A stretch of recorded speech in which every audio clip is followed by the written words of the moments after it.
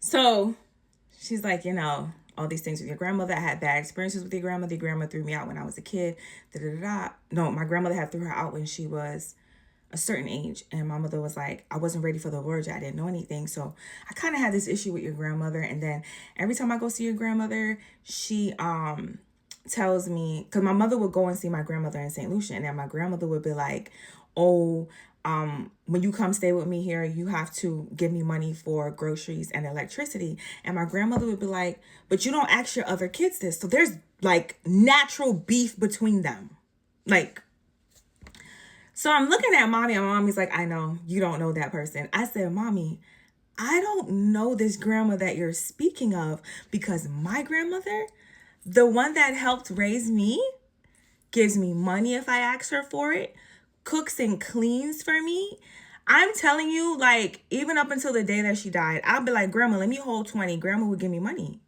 I'd be like, Grandma, she would wake me up in the mornings and be like, what do you want for breakfast? My grandmother. And cook for me at the big age of 32, 33. And I'd be like, so I was like, mommy, no, can't be. So she's like, you don't believe me? Go ask your uncle. So I go ask my uncles. And they're saying the same thing. Yeah, your grandmother was mean. She never gave anybody any money. Anytime you asked her for money, she wouldn't give it. Da, da, da, da, da. I said, I don't know this grandmother that you speak of. My grandma loved me. They would be like, oh, your grandmother never buys jewelry for nobody. I said, but the bracelet I had from my grandmother would buy me clothes as a kid. Like, I don't know this grandmother you speak of. I don't. So anyway, fast forward, my grandmother goes to my mother and tells my mother that I have a gift, that she's teaching me how to use it. Da, da, da, da. So my mother's like, what do you mean Dana has a gift? What do you mean Dana has a gift? And then when my mom started seeing that I actually had the gift, she was like, whoa, I'm so glad that I did not introduce my trauma to you about your grandmother, because I don't have that gift. I don't have it. So the only person to teach you that would be her.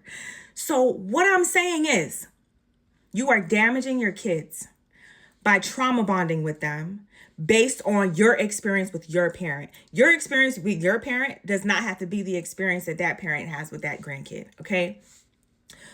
When my ex's mother came to me and told me this, I was like, I'm going to talk to him, but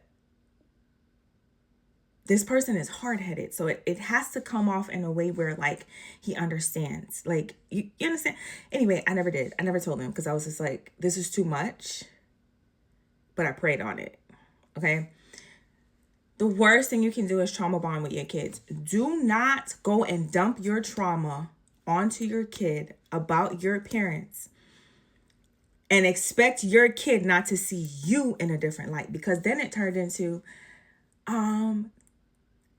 Dana, he's negative. And I said, well, I think it's like, don't do that. Don't trauma bond with your kids. Because you're taking away the blessing of that grandparent. Okay.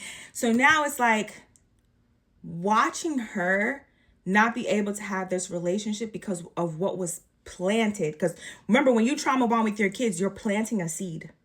Do not plant that seed. Because now that kid has nowhere to go when things go wrong. There's no safe place. And then you sitting there wondering, I wonder why my kid is not coming to me. Because you planted a seed. Okay? Anything that's not positive to edify your kids, you do not dump that in them. You let them make their own decisions on their own.